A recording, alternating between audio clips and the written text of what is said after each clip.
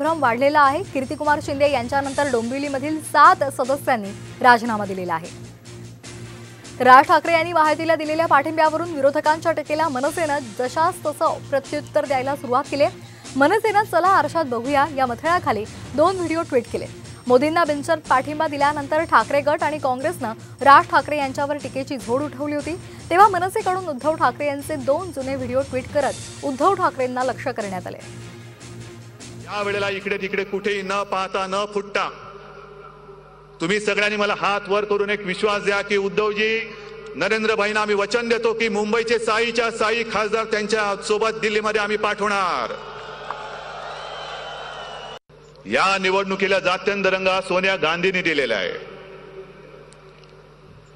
ज्या वेळेला सोनिया गांधी इमामाकडे मताची भीक मागतात त्याच वेळेला त्यांचा पराभव त्यांना समोर दिसायला लागलेला आहे।